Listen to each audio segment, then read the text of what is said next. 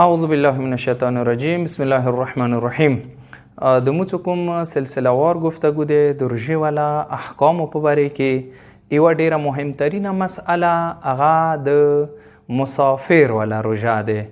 مسافر والا روژه چې کوم حکم ده، هر یو هغه انسان چې هغه روژې میاشتې کې غواړي سفر وکړي، خو د هغه سفر تاګ و ارتاګ کچېرې 44 کیلومتر جوړیږي، 40 کیلومتر جوړیږي، نو داسې سړي سفر حالات کې روژه باطله ده، پکار ده ورسته بیا قضا وساتي. خو دې کې څو مسئلې دي، پکار ده هغو مسئلو ته متوجه وم. اولینه مسئله دغه دی چې کچېرې دغه مسافر ظهر نه مخکې غواړي خونې نه وځي سفر وکړي. اوس ظهر نه مخکې غواړي وځي سفر وکړي، څو پورې حد ترخص ته نه دی رسېدلی، دغه خونې کې خوراک و چیکاک یا مبتلات روژې په ځای باندې نشي راوړلی. خو کچېرې یا حد ترخص ته نه دی رسېدلی، خوراک یې وکړو، چیکاک یې وکړو یا مبتلات روژې په ځای باندې راوړل، بنابر احتیاط واجب، کفاره هم ورباندې واجبه ده.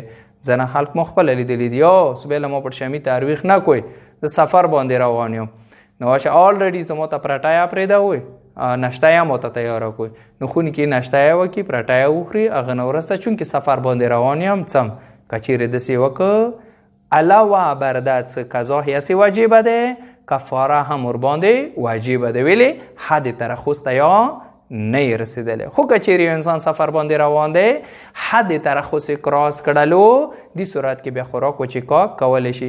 اگر چې بهتره ده دی حرمت رمضان پکار دی حفظ کړلی شي، احتیاط سره خوراک وکړي، احتیاط سره چیکاک وکړي، څو نور خلک یې ونکسي.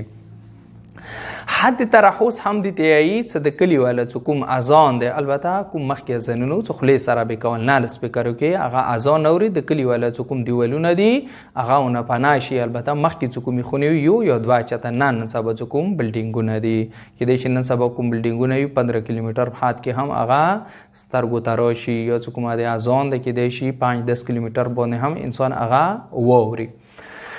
بله مسئله چې کومه ده، که چیرې دغه انسان ظهر نه بعد غواړي سفر وکړي، یعنی ظهر ټایم ورباندې خونې کې شو، ورځې اذان ورباندې وکړلو، اوس غواړي سفر باندې وځي، دې صورت کې د دغه روژه ټیک دی، دا سفر کې روژه نشي متولی، پکار د دغه روژه وساتي.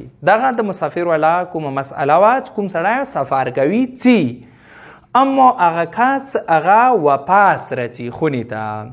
که چیرې دغه کس څه واپس راځي خونې ته، ظهر نه مخکې د ورځې اذان نه مخکې خپل کلي ته راورسېدلو، خپل شهر ته راورسېدلو، خپلې خونې ته راورسېدلو، که چیرې ظهر نه مخکې راورسېدلو و هغه کار یې نه دی کړی چې هغه سره روژه بتېلېږي، دې والا روژه ټیک دی، پکار دی، واجب دی، ادامه ورکړي، روژه سر ته ورسوي. اما که چیرې بیا سفر کې مخکې روژه خوړلې دی، عیب نه لري، فرق نه کوي.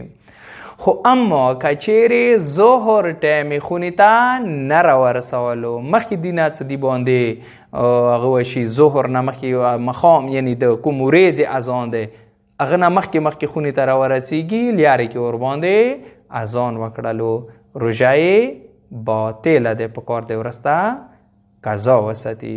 انشاءالله دی حواله سره بیا هم که تاسو څه پوښتنه وي، کوېشن وي، کوم شماره دی، کوم نمبر دی سکرین باندې چلیږي، دی باندې تاسو ته واتساپ باندې هم میسیج کولی شو، و اندیشانه فیسبوک هم تاسو مو دپاره میسیج پرېږدولی شو، انشاءالله جواب تاسو ته ملویږي.